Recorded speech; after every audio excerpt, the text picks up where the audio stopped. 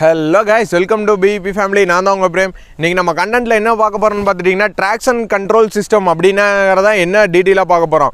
traction control systemனா என்ன, அது எப்படி வர்க் ஆகுது, அது நமக்கு தேவையா தேவையில்லையா, இல்ல அத பார்த்து பைக் எடுக்கலாமா வேண்டாமான்னு சொல்லிட்டு தான் இந்த வீடியோல ஃபுல்லா பார்க்க போறோம். வாங்க guys வீடியோக்குள்ள போலாம். ஸோ இப்போ ட்ராக்ஷன் கண்ட்ரோல் எப்படி ஒர்க் ஆகுது அப்படின்னு சொல்லிட்டு நம்ம பார்த்துடலாம்.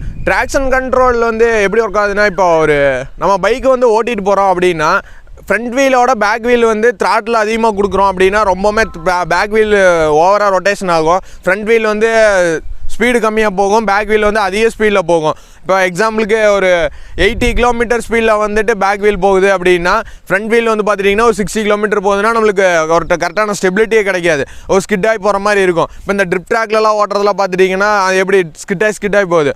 அதில் வந்து அந்த பர்பஸ்க்கு ஓகே, இருந்தாலும் நம்ம ரோடு கண்ட்ரோல்னு ஒன்று இருக்குல்ல, அந்த கண்ட்ரோலுக்கு வந்து பார்த்துட்டிங்கன்னா அது ட்ராக்ஷன் கண்ட்ரோல் கரெக்டாக ஒர்க் ஆகலை அப்படின்னா வேஸ்ட்டு தான். இப்போ டிசிஎஸ் வந்து எந்த பைக்குக்கெலாம் வேணும் அப்படின்னு சொல்லி கேட்டிங்கன்னா, லோவர் சிசி பைக்கிலலாம் மேக்ஸிமம் தேவையில்லை. ஆனால் அது டாப் ஸ்பீடாக பார்த்துட்டிங்கன்னா ஒரு 80க்குள்ளே தான் போகும். அதனால லோ சிசி பைக்குக்கெலாம் பெரும்பாலும் தேவைப்படாது, நம்ம ஹையர் சிசி பைக்குக்கு தான் போகணும். இப்போ எக்ஸாம்பிளுக்கு ஒரு 150 சிசிக்கு மேலே கொடுத்தாங்கனாவே அது ஓகே தான். இப்போ தான் ரீசெண்டாக மார்க்கெட்டில் 150 சிசியில் வர ஆரம்பிச்சிருக்குது ட்ராக்ஷன் கண்ட்ரோல் சிஸ்டம்லாம். இப்போ எக்ஸாம்பிளுக்கு R15 MT இப்போலாம் அதெல்லாம் வர ஆரம்பிச்சிருக்கு. இனிமேல் ஃப்யூச்சரில் வந்து அது நல்லா அப்கிரேட் ஆயிரும்.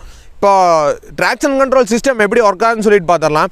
இப்போ ட்ராக்ஷன் கண்ட்ரோல் சிஸ்டம் எப்படி ஒர்க் ஆகுதுன்னு பார்த்துட்டிங்கன்னா, பைக்கில் நம்ம போயிட்டுருக்கோம். இப்போ நான் முன்னாடியே வீடியோவில் சொன்ன மாதிரி பேக் வீலில் வந்து ஒரு 80 கிலோமீட்டரில் போகுது, ஃப்ரண்ட் வீலில் வந்து ஒரு 60 கிலோமீட்டரில் போகுது அப்படின்னா நம்ம அது ரெண்டையும் கண்ட்ரோல் பண்ண கரெக்டாக ஒரு ஸ்டெபிலிட்டியாக போகணும். இது 70, இது பேக் வீல் 70 போச்சுன்னா ஃப்ரண்ட் வீல் 70 போகணும். அதை வந்து நம்ம கரெக்டாக சென்ஸ் பண்ணி இவ்வளோதான் பண்ணணும், இவ்வளோதான் இது போகணும் அப்படின்னு சொல்லிட்டு சென்ஸ் பண்ணுறது தான் ட்ராக்ஷன் கண்ட்ரோல் சிஸ்டம். இது ரெண்டு வீலும் ஸ்டெபிலிட்டியாக இருந்துனாவே நம்மளுக்கு அதிகப்படியான நீட்டாக போகும், ஸ்டெபிலிட்டி கிடைக்கும். அதிகப்படியான ஸ்டெபிலிட்டி வந்து இந்த நம்ம பைக் ஓட்டும் போது கிடைக்கும். இது எக்ஸ்ட்ரா காசு கொடுத்தீங்க அப்படின்னா, அதாவது ஹையர் சிசி பைக்லலாம் வந்து ட்ராக்ஷன் கண்ட்ரோல் சிஸ்டம் ஒர்க் ஆகிறதே நம்மளுக்கு தெரியவே தெரியாது, ஆனால் கரெக்டாக ஒர்க் ஆகிட்டு இருக்கும். லோவர் சிசி பைக்லலாம் ஒரு 100%க்கு ஒரு 80% தான் ஒர்க் ஆகும். இதே பார்த்துட்டிங்கன்னா ஒரு நீங்கள் எவ்வளோ காசு போடுறீங்களோ அவ்வளோக்கு உங்களுக்கு பர்பஸ் அதிகமாக இருக்கும், அந்தளவுக்கு நீங்கள் சேஃப்டி ஃபியூச்சராக இருக்கும்.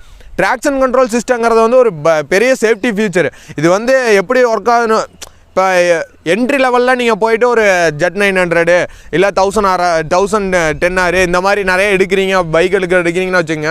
இந்த ட்ராக்ஷன் கண்ட்ரோல் சிஸ்டமில் புதுசாக ஒரு பிகினர் ஓட்டுறீங்க அப்படின்னாலும் கொஞ்சம் மேனேஜபிளாக இருக்கும். இந்த மாதிரி ஃபஸ்ட்டு இருக்கிற பைக்லலாம் பார்த்திங்கன்னா ஹை பவர் ஆகும், அதிகமாக ஆக்ஷன் ஆகும் அப்படின்லாம் சொல்லியிருப்பாங்க. அது எதனால் ஆகுதுன்னா இந்த மாதிரி தான், நம்ம பார்க்கல த்ராட்டில் கொடுக்கும்போது தான் இந்த மாதிரி ரியர் வீல் அதிகமாக சுற்ற ஆரம்பிச்சிடும், ஃப்ரண்ட் வீலுக்கு வந்து ஒரு கண்ட்ரோல் இல்லாமல் ஸ்கிட்டாகி ஆக்சிடென்ட் ஆகிறது. இது மாதிரி தான் ஃபஸ்ட்டு இருக்கிற ட்ராக்ஷன் கண்ட்ரோல் சிஸ்டம், இந்த ரைட் பை டெக்னாலஜி இதெல்லாம் இல்லாதங்காட்டி தான் அப்போலாம் மோஸ்ட் பவர்ஃபுல்லாக இருந்துச்சு. சூப்பர் பைக் வாங்கினாலே ஆக்சிடென்ட் ஆயிரும் அப்படின்னு சொல்லிட்டு ஒரு பேட் மைண்ட் தாக் இருந்துச்சு. அவ்வளோதான் கைஸ், ட்ராக்ஷன் கண்ட்ரோல் சிஸ்டம்னா இதுதான். இதில் வந்து என்ன அட்வான்டேஜ், இதில் டிஸ்அட்வான்டேஜ்னு பார்த்துடலாம். அட்வான்டேஜ்னு வந்து பார்த்துட்டிங்கன்னா, இது பெரிய ஒரு சேஃப்டி ஃபியூச்சர். ட்ராக்ஷன் கண்ட்ரோல் சிஸ்டம்ங்கிறது வந்து ஒரு பெரிய சேஃப்டி ஃபியூச்சரு. தென் இது வந்து இருந்துச்சு அப்படின்னா நம்ம ஒரு பைக்கை ஒரு கரெக்டாக நம்ம ஸ்டெபிலிட்டியாக ஓட்டுறதுக்கு வந்து சூப்பராக இருக்கும். இதே அது இல்லை அப்படின்னா நம்மளுக்கு எப்படி சொல்கிறது, ஒரு கரெக்டான ஸ்டெபிலிட்டி இல்லாமல் நம்ம வந்து கண்ட்ரோல் பண்ணுற மாதிரி இருக்கும். பைக்கை வந்து பைக்கை வந்து நம்மளை கண்ட்ரோல் பண்ணும். ட்ராக்ஷன் கண்ட்ரோல் இருந்துன்னா நம்ம பைக்கை கண்ட்ரோல் பண்ணலாம், இல்லைன்னா அது நம்மளை கண்ட்ரோல் பண்ணுற மாதிரி தான் இருக்கும். அதாவது ஹையர் சிசி பைக்கிலலாம் சொல்கிறேன், லோவர் சிசி பைக்கிலலாம் மேனேஜபிள் தான்.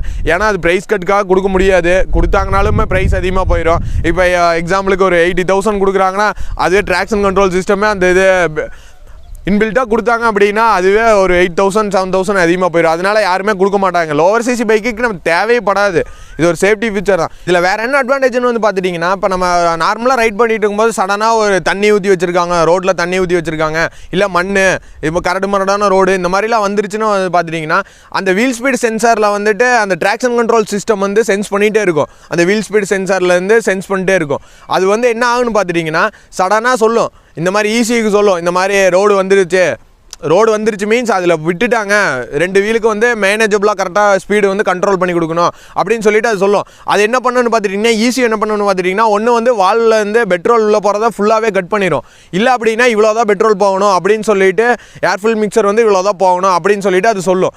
இது மாதிரி கட் பண்ணி விட்டுரும். அதனால நம்மளுக்கு என்னன்னு பார்த்துட்டிங்கன்னா, ஸ்கிட் ஆகிறதுக்கு வந்து சான்சஸ் ரொம்பவுமே கம்மியாக இருக்கும்.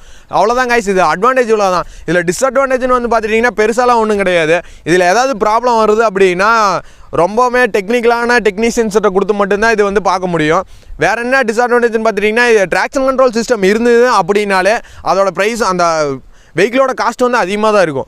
ஏன் அப்படின்னா அது எக்ஸ்ட்ரா சேஃப்டி ஃபியூச்சர் தான், இருந்தாலும் அதை பார்த்து நம்ம எடுத்துக்கலாம். ட்ராக்ஷன் கண்ட்ரோல் சிஸ்டம் கண்டிப்பாக வேணும். இப்போ 150cc மேலே எடுத்துட்டிங்கன்னா கண்டிப்பாக எடுத்துட்டிங்கன்னா பெட்டராக இருக்கும். அவ்வளோதான் கைஸ். இதை வந்து பார்த்து எடுக்கலாமா எடுக்க வேணாமான்னு சொல்லிட்டு இது நீங்கள் தான் சூஸ் பண்ணிக்கணும். உங்களுக்கு அந்த சேஃப்டி ஃபியூச்சர் தேவையா இல்லை தேவையில்லையா அப்படின்னு சொல்லிட்டு நீங்கள் தான் யூஸ் பண்ணிக்கணும். ஏன்னா இப்போ Z900 ஓடினவங்களா இப்போ R15 எடுத்தாங்கன்னா அவங்களுக்குலாம் ட்ராக்ஷன் கண்ட்ரோல் சிஸ்டம்லாம் தேவையே இல்லை. ஏன்னா அவங்களே ஈஸியாக மேனேஜ் பண்ணிவிட்டு ஓடிட்டு போயிட்டே இருப்பாங்க. அவ்வளோதான் கைஸ், இந்த வீடியோ இதோட முடிச்சுக்கிறேன். மறக்காமல் சப்ஸ்கிரைப் பண்ணி வச்சுக்கோங்க. கூட வேறு அந்த பெல் ஐக்கனை கிளிக் பண்ணிங்க. அப்போ தான் நான் போடுற ஒரு வீடியோ நோட்டிஃபிகேஷன் வரும். 50K ஃபேமிலி ரீச் பண்ண போகிறோம். 1 வீக் அவ்வளோதான், ரீச் பண்ணிடலாம். சீக்கிரமாக பெரிய செலிப்ரேஷன் வீடியோ போடலாம். See you guys, next வீடியோவில் மீட் பண்ணலாம்.